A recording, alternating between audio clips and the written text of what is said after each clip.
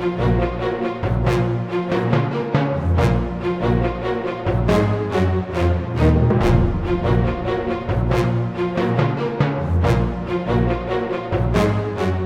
the Korean War broke out in 1950, the United States and the Soviet Union entered into barely disguised combat with each other.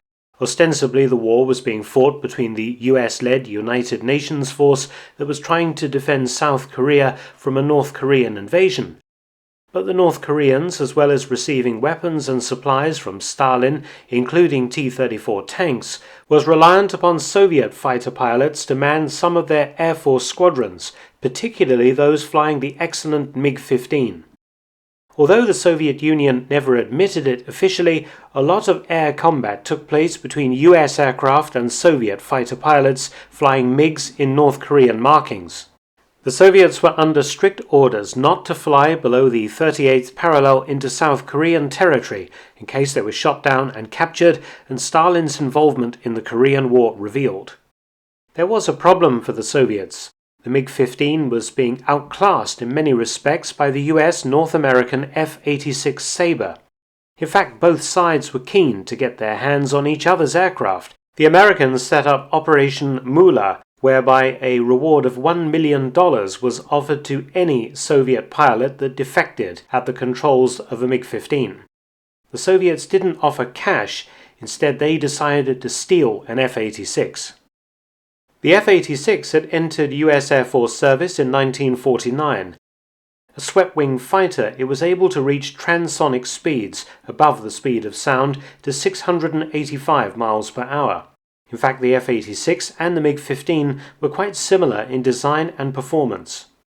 The F-86 was only 15 miles per hour faster than the MiG and could turn, roll and dive faster, but the MiG was better at climbing and could accelerate faster, could fly to 50,000 feet and was more maneuverable. The F-86 was equipped with AN APG-30 radar gun sights, allowing the pilot to fire his 6 50 caliber machine guns more accurately, but the MiG was well armed with two 23mm and one 37mm cannon.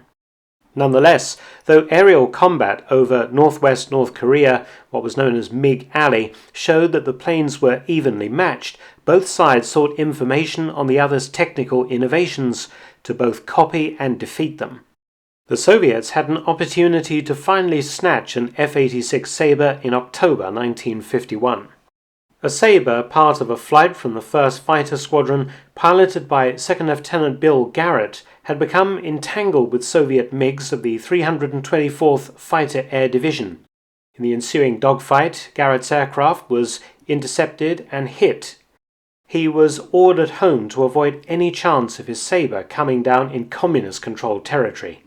Trailing black smoke, Garrett ran into 4 aircraft of a MiG patrol led by Captain Konstantin Sherbastov. The Soviet captain closed in on Garrett's tail and fired, damaging the Sabre's engine and ejection seat. Garrett tried to shake Sherbastov off, but was losing altitude. A race now developed. Sherbastov was forbidden to enter into South Korean territory, and he knew that his bosses wanted an F-86 intact. Garrett was trying to reach the safety of UN-controlled airspace. Realizing that he probably wouldn't make it, he instead dashed for the coast of the Yellow Sea. Garrett wanted to prevent the capture of his crippled plane by ditching it over deep water. But he ran out of options and crash-landed on a wide tidal mudflat. A US search and rescue pilot flying an SA-16 amphibian soon landed and rescued Garrett, but the F-86 remained stuck in the mud.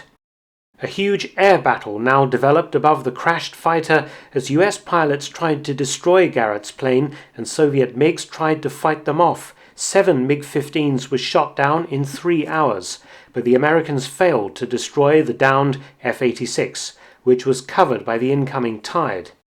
The next day, the Soviets organized a recovery operation using 500 Chinese laborers.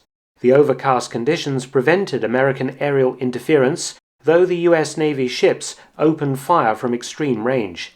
By 4 a.m. the next morning, the Chinese had finished disassembling the Sabre under Russian supervision. Loaded aboard trucks, the convoys started for Andun, When daylight broke, they hid in a tunnel as US aircraft were shooting up any convoys and were actively looking for the trucks carrying the Sabre. The Soviet convoy decided to dash from tunnel to tunnel, moving north, but rocket-firing B-26 Marauder bombers nearly got them.